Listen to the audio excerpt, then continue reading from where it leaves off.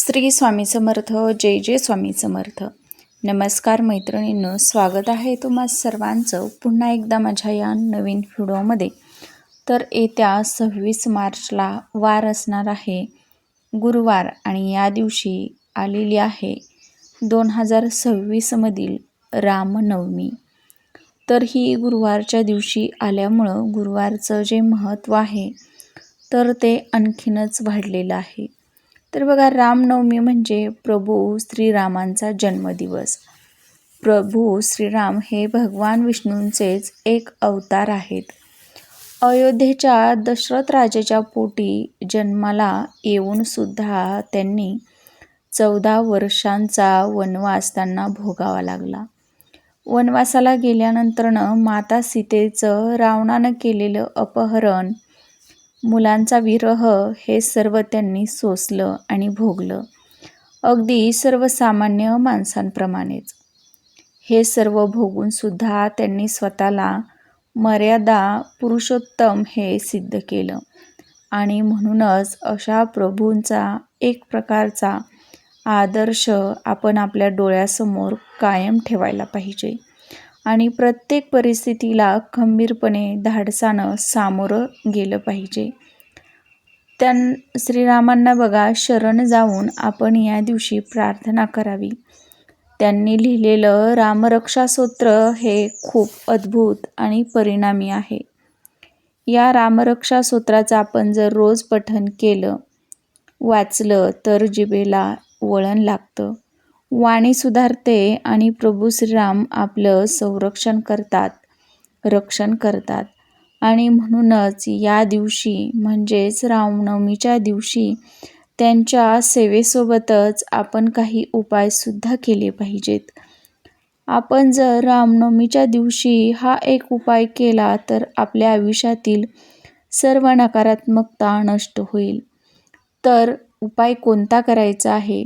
रामनवमीच्या दिवशी आपण कोणती सेवा नाही केली तरी पण चालेल, उपवास किंवा व्रत नाही केलं तरी पण चालेल, पण या ठिकाणी लावा असा एक रामदिवा. यामुळं आपल्या सर्व दुःख, अडचणी संपतील, दारिद्र्य नष्ट होईल, आपल्या आयुष्यामध्ये चमत्कार होईल, सोन्यासारखे दिवस येतील. तर हा दिवा कुठे लावायचा आहे, कसा लावायचा आहे, त्या दिव्यामध्ये आपल्याला तूप घालायचं की तेल घालायचं, याविषयीची संपूर्ण माहिती आपण आज या व्हिडिओच्या माध्यमातून पाहणार आहोत. तर बघा, व्हिडिओ हा अतिशय महत्त्वाचा असणार आहे, त्यामुळे तुम्ही हा शेवटपर्यंत नक्की पहा. आणि त्या अगोदर तुम्ही चॅनलवरती नवीन आला असाल तर प्लीज चॅनलला सबस्क्राईब करा. तर या रामनवमीच्या दिवशी बघा आपल्याला लवकर उठायचं आहे, स्वच्छ स्नान करायचं आहे.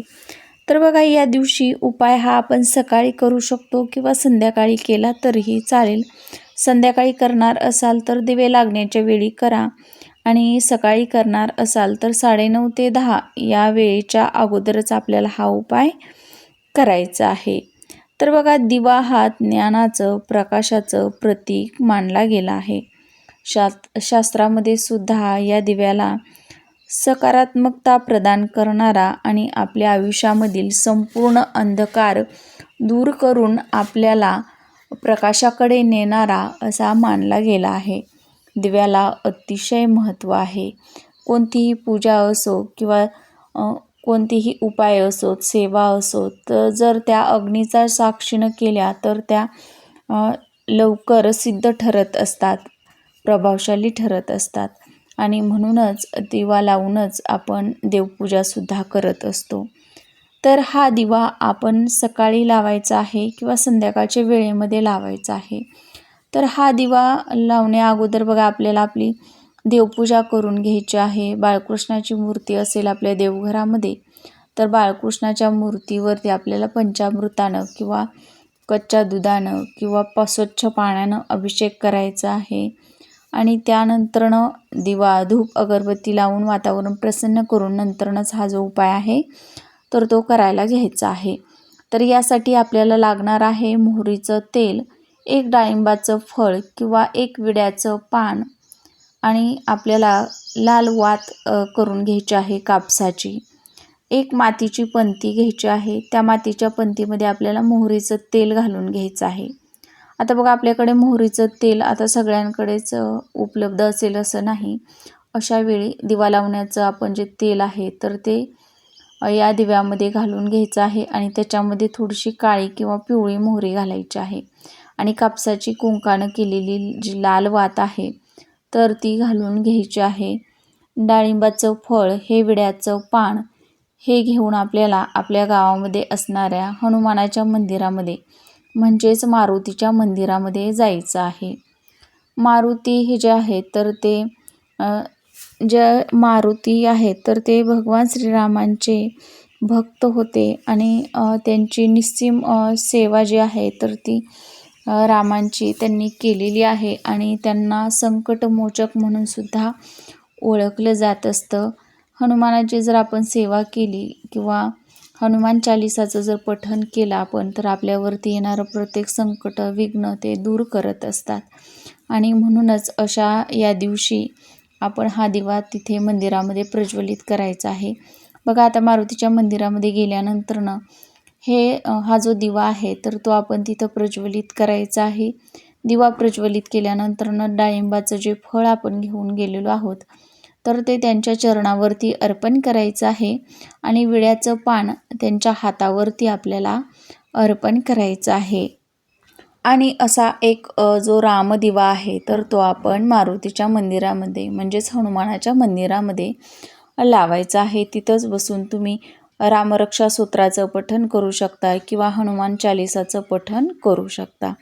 आता बघा ज्यांना मारुतीच्या मंदिरामध्ये जाऊन हा दिवा प्रज्वलित करणं किंवा लावणं शक्य होणार नाही त्यांनी अगदीच मग हा जो दिवा आहे तर तो तुमच्या घरामध्ये, देवघरामध्ये अगदीच बाळकृष्णाच्या मूर्तीसमोर जरी प्रज्वलित केला तरीही चालणार आहे आणि तिथेच देवघरासमोर बसून तुम्हाला हनुमान चालिसाचं पठण करायचं आहे. जेवढ्या पण वेळेस तुम्हाला शक्य होईल तेवढ्या वेळेस तुम्हाला हनुमान चालिसाचं पठण करायचं आहे आणि तुमच्या घरामध्ये जी पण बाळकृष्णाची मूर्ती आहे तर ती दुपारी 12:05 आपल्याला छोट्या पाळण्यामध्ये घालून तिला पाळण्यामध्ये झुलवायचं आहे. कारण की ही जी वेळ आहे तर ती रामजन्माची वेळ मानली जाते आणि बाळकृष्णाची जे अवतार आहे तर तो प्रभू श्रीरामांचाच म्हणजेच भगवान श्री हरिविष्णूंचाच अवतार आहे आणि अशा पद्धतीनं तुम्ही हा जो रामनवमीचा दिवस आहे किंवा रामजन्मोत्सव आहे तर तो साजरा करू शकता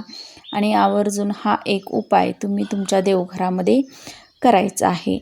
जर आजची माहिती आवडल्यास व्हिडिओला लाईक करा, शेअर करा आणि चॅनलवर नवीन आला असाल, पहिल्यांदाच भेट दिली असेल तर प्लीज चॅनलला सबस्क्राईब करा आणि व्हिडिओ जास्तीत जास्त शेअर करा म्हणजे याची माहिती जास्तीत जास्त लोकांपर्यंत पोहोचेल.